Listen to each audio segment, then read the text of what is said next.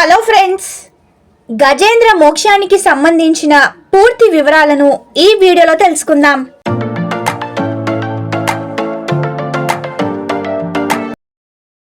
భాగవతంలో చెప్పిన అన్ని కథలు ఒకెత్తైతే గజేంద్ర మోక్షం ఒకెత్తు.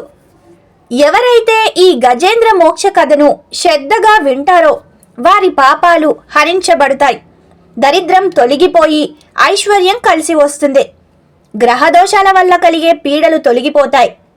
మరి అంతటి అద్భుతమైన గజేంద్ర మోక్షం కథ గురించి శ్రీహరి ద్వారా మోక్షాన్ని పొందిన గజేంద్రుడి గత జన్మ రహస్యం, గంధర్వుడు మకరిగా మారి శ్రీహరి చేతిలో ఎందుకు మరణించవలసి వచ్చింది అనేటటువంటి ఆసక్తికరమైన విషయాలను ఈ రోజటి మన వీడియోలో తెలుసుకుందాం. అందరూ ఈ వీడియోని చివరి వరకు చూసి లబ్ధి పొందాలని కోరుకుంటున్నాను. కానీ అంతకన్నా ముందైతే మీరు మన ఛానల్ని మొదటిసారిగా చూస్తున్నారా? అయితే వెంటనే ఛానల్ని సబ్స్క్రైబ్ చేసుకోండి, పక్కనే ఉన్న బెల్ ఐకాన్ని యాక్టివేట్ చేయండి. మీరెలా యాక్టివేట్ చేయడం వల్ల నేను పెట్టే ప్రతి ఇన్ఫర్మేషన్ వీడియో మీకు ముందుగానే రావడం జరుగుతుంది. చాలామంది వీడియోస్ని చూస్తుంటారే కానీ ఒక్క చిన్న లైక్ ఇంకా సబ్స్క్రైబ్ మాత్రం చేయట్లేదు. మీరు చేసే చిన్న లైక్ ఇంకా సబ్స్క్రైబ్ నాకెంతో మోటివేటింగ్గా ఉంటుంది. దాని ద్వారా ఇలాంటి ఎంతో ఇన్ఫర్మేషన్ ఉన్న వీడియోస్ని నేను మీ దాకా తేగలుగుతాను. దయచేసి అర్థం చేసుకొని ఛానల్ని సబ్స్క్రైబ్ చేసుకోండి. నేను మీ నుంచి ఆశించేది ఈ చిన్న లైక్ ఇంకా సబ్స్క్రైబ్ మాత్రమే. ప్లీజ్ అండి, ఛానల్ని సబ్స్క్రైబ్ చేసుకోండి. అలాగే ఈ వీడియో చూస్తున్న ప్రతి ఒక్కరూ కామెంట్ బాక్స్లో ఓం నమో నారాయణాయ అనే కామెంట్ చేయండి. ఇక ఏమాత్రం ఆలస్యం లేకుండా వీడియోలోకి వెళ్దాం. క్షీరసాగరం మధ్యలో త్రికుటం అనే పర్వతం ఉంది. ఆ పర్వతానికి 3 శిఖరాలున్నాయి. ఒక శిఖరం బంగారంతో, ఇంకో శిఖరం వెండితో, మరొకటి ఇనుముతో అలలారుతుండేవి. ఆ పర్వతం మీద ఉన్న అడవులలో అడవి దున్నలు, ఖడ్గ మృగాలు, ఎలుగు బంట్లు మొదలైన క్రూర మృగాలతో పాటు ఏనుగులు కూడా ఉండేవి. ఆ ఏనుగుల గుంపుగా తిరుగుతుంటే ఆ ప్రదేశంలో అంధకారం అలముకునేది. ఒకరోజు ఆ గుంపులు ఆహారం గ్రాయించి దాహబాధతో తిరుగుతూ సరోవరానికి చేరుతూ ఉన్నప్పుడు ఒక ఏనుగుల గుంపు చీలిపోయింది.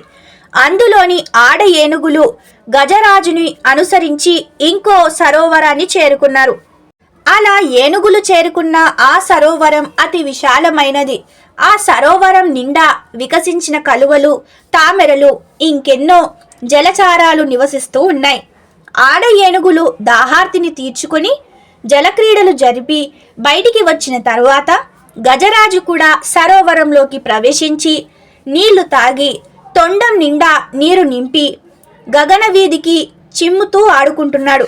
అలా నీరు చిమ్మగా చేపలన్నీ వెళ్ళి మీనరాశిలోకి, ఎండ్రుకాయలు కర్కాట రాశిలోకి పడిపోయాయి. అలా ఆ గజరాజు జలక్రీడ జరుపుతూ ఉన్న సమయంలో ఆ చెరువులో ఉన్న ఒక ముసలి గజరాజు కాళ్ళని పట్టుకుంది. పట్టు విడిపించుకొని తొండంతో దెబ్బ తీయాలని ఆ ఏనుగు చూసింది. కానీ మకరాన్ని వదిలించుకోవడం కరికి సాధ్యపడలేదు. చాలాసేపు మకరానితో పోరాడడంతో గజరాజు బలం సన్నగిల్లిపోయింది. బలమే తన నివాస స్థలం అవ్వడం వల్ల మకరి బలం అంతకంతకు పెరుగుతూ ఉండడంతో గజరాజును నీరసం ఆవహించింది. ముసలితో పోరు సాగించలేక దీనవాస్తలో పడిన ఆ గజరాజు మకరాన్ని గెలవడం తన వల్ల కాదని నిర్ణయించుకొని తనను రక్షించమంటూ సర్వేశ్వరుణ్ణి, ఆ నారాయణ్ణి వేడుకున్నాడు. నీవు తప్ప నన్ను రక్షించే వారెవరూ లేరు, నా తప్పులన్నీ క్షమించు అని శరణు వేడాడు.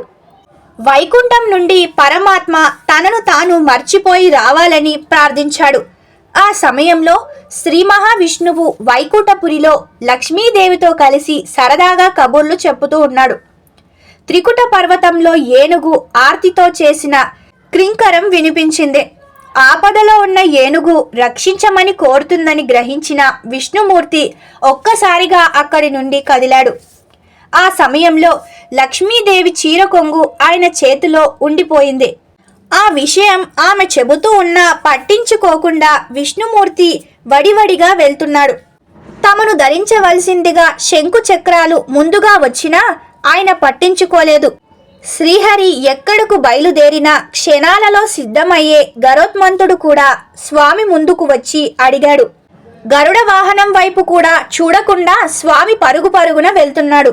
స్వామి చేతిలో తన చీరకొంగు ఉండిపోవడంతో ఆయనతో పాటు లక్ష్మీదేవి కూడా పరుగులంటి నడకతో ఆయనను అనుసరించింది. ఆయన భక్తులెవరైనా ఆపదలో ఉండవచ్చని, అందువలనే ఆయన అంత తొందర పడుతున్నారేమో అన్న విషయాన్ని లక్ష్మీదేవికి అర్థమైంది. శంకు చక్రాలు రెండు ముఖాముఖాలు చూసుకున్నాయి. ఎప్పుడు ఎక్కడికి వెళ్తున్నా తమను ధరించి బయలుదేరే స్వామి అప్పుడు మాత్రం తమ వైపు చూడకుండా వెళ్ళిపోవడం వాళ్లకు ఆశ్చర్యాన్ని కలిగించింది. విష్ణుమూర్తిని లక్ష్మీదేవి అనుసరిస్తూ ఉండడం చూసిన శంకు చక్రాలు తాము కూడా స్వామి వెనుకనే బయలుదేరాయి. ఇక స్వామి తమ ధ్యాసలో లేడన్న విషయాన్ని గరుత్మంతుడు గమనించాడు. అందువలనే ఆయన తనను పట్టించుకోకుండా వెళ్తున్నాడని భావించి ఆయన కూడా స్వామిని అనుసరించాడు. విష్ణుమూర్తి తన పట్టు వస్త్రాలను కూడా సరిచేసుకోకుండా శంకుచక్రాలు లేకుండా కంగారుగా వెళ్తుండడం చూసిన ఇంద్రాది దేవతలంతా ఆశ్చర్యపోయారు. తాము భక్తి శ్రద్ధలతో నమస్కరించినా పట్టించుకోకుండా వెళ్తున్న స్వామిని ఆశ్చర్యంగా చూశారు. ఏం జరగబోతుందో అర్థం కాక వాళ్ళంతా అయోమయానికి గురయ్యారు. త్రికుటా పర్వతం సమీపంలో సరోవరం ముసలి కారణంగా ప్రమాదంలో ఉన్న ఏనుగును స్వామి చూశాడు. ఆయన ఆంతర్యం అర్థం కాగానే సుదర్శనుడు వచ్చి ఆయన చేతిని అలంకరించాడు.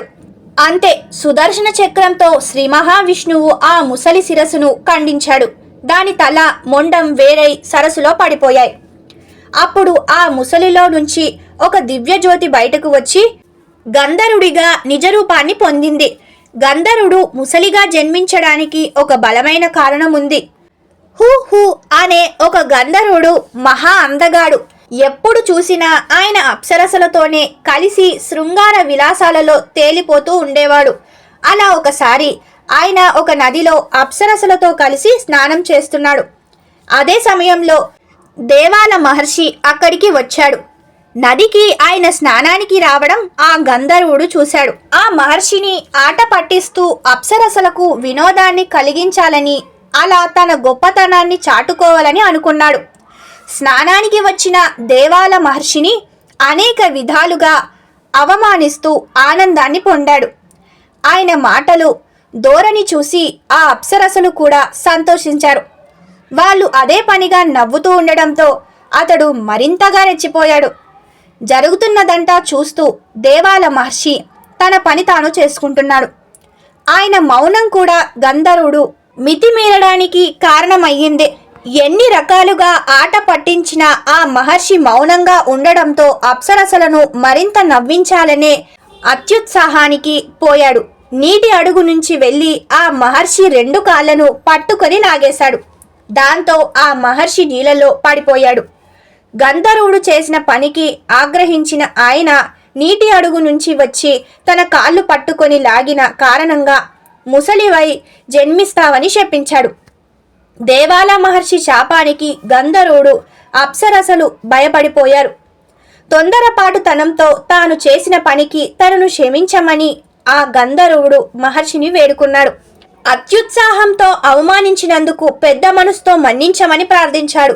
తన శాపాన్ని తాను తిరిగి తీసుకోలేనని శ్రీ మహావిష్ణువు సుదర్శన చక్రం చేత ముసలి రూపం నుంచి విముక్తి కలుగుతుందని చెప్పాడు. అలా ముసలి రూపాన్ని పొందిన గంధర్వుడు శ్రీహరి చేతుల్లో మరణించి శాప విముక్తుడయ్యాడు. తన లోకానికి వెళ్ళిపోయాడు. ఇక గాయపడిన కాలుతో ఒడ్డుకు వచ్చిన ఏనుగు తొండం పైకెత్తి స్వామివారికి కృతజ్ఞత పూర్వకంగా నమస్కరించింది. స్వామి ఆ ఏనుగు మోక్షాన్ని ప్రసాదించాడు. ఏనుగులోని దివ్యజ్యోతి స్వామివారిలో ఐక్యమయ్యింది. అయితే ఒక ఏనుగు తన ఆపత్కాలంలో దైవాన్ని స్మరించడం, ఆ తరువాత మోక్షాన్ని పొందడం వెనుక ఒక కథ ఉంది. పూర్వజన్మలో ఇంద్రద్యుమ్నుడనే మహారాజే ఈ ఏనుగు. ఇంద్రద్యుమ్నుడు శ్రీ మహావిష్ణువు భక్తుడు. ఎల్లప్పుడూ ఆయన ఆ స్వామినామమే స్మరిస్తూ ఉండేవాడు. ఇక పరిపాలనా సంబంధమైన విషయాలను చూసుకున్న తరువాత మిగతా సమయాన్ని ఆశ్రమ వాతావరణంలో స్వామి ధ్యానానికి కేటాయించేవాడు. ఆ సమయంలో ఆయనను ఎవ్వరూ అంతరాయం కలిగించేవారు కాదు. ఒకసారి ఆయన ధ్యానంలో ఉండగా అక్కడికి అగస్త్య మహర్షి వెళ్ళాడు. ఇంద్రద్యుమ్నుడు మహారాజు కోసం ఆయన చాలాసేపు నిరీక్షించాడు. ఎంతసేపటికి ఇంద్రద్యుమ్నుడు రాకపోవడంతో తాను కావాలని అహంకారంతో అలా చేస్తున్నాడని మహర్షి భావించాడు. ఆగ్రహ ఆవేశాలలో లోనైన అగస్త్యుడు అజ్ఞానంతో తనను అవమానపరిచిన కారణంగా ఇంద్రద్యుమ్నుడిని ఏనుగై జన్మించమని శపించాడు. అలా మహాభక్తుడైన ఇంద్రద్యుమ్నుడు ఏనుగులా జన్మించాడు. అడవులలో తిరుగుతూ తన జీవితాన్ని కొనసాగించాడు. చివరికి మొసలి చేతికి చిక్కాడు. కృత జన్మలో ఆయన శ్రీహరి భక్తుడు కావడంతో ఆపద సమయంలో భగవంతుణ్ణి స్మరించాలనే జ్ఞానం కలిగింది. ఆ కారణంగానే శ్రీ మహావిష్ణువును రప్పించగలిగాడు. పూర్వజన్మలో తాను చేసుకున్న పుణ్యఫలం వలన ముక్తిని పొందాడు. ఓం నమో భగవతే వాసుదేవాయ. ఇక ఇదండి ఈ వీడియో. ఈ వీడియోని చివరి వరకు చూసిన ప్రతి ఒక్కరికి thank you for watching this video.